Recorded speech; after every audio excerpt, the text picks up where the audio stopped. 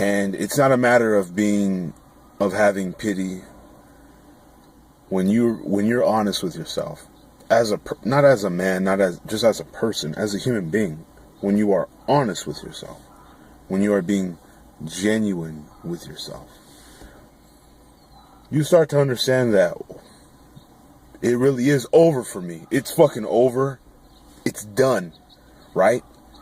You know what I'm saying? You know how, the final chapter has been written, the book has been closed, sealed, and sent out.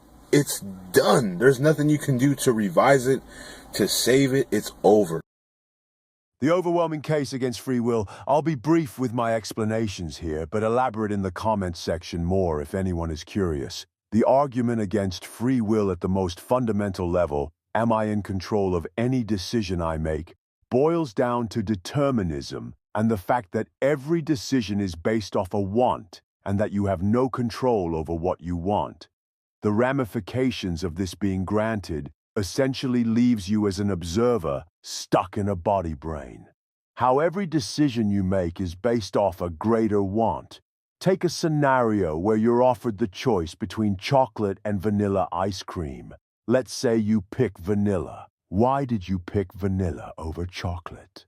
Of course, the only explanation is that you wanted vanilla more than you wanted chocolate ice cream for a variety of reasons, such as previous positive experiences with the flavor, a genetic propensity towards liking the taste of vanilla, its color, and your perceived associations of that, etc., etc.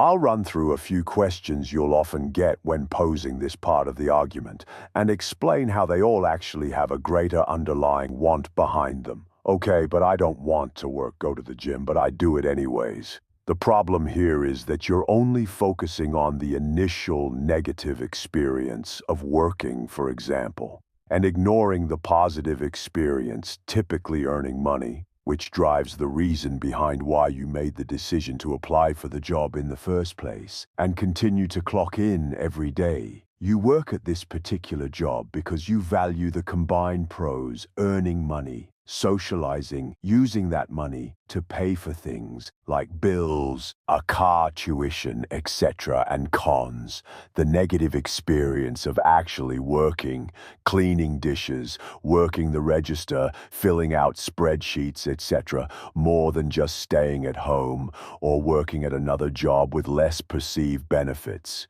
In short, you actually just want to go to work more than you want to stay at home. What if I just choose chocolate to prove a point? This question runs into the exact same problem as stated earlier. You just want to prove a point that you have free will, more than you want vanilla ice cream for all the potential reasons listed above. Think about this through and through. I guarantee you that there's no decision you can think of that doesn't have a hidden greater want behind it. Remember that being forced to do something is not free either, which is its own argument, but also not technically even a thing if you break it down anyways.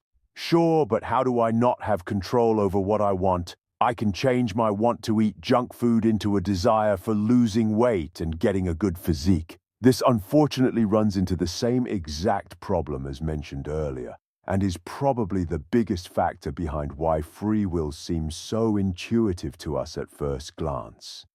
What you're actually doing here is just adding a second want.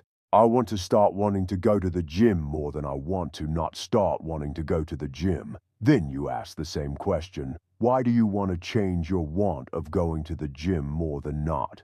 This would be for more reasons that require their own wants to change, with reasons all the way back into an infinite regress. Do you sort of see where I'm going here?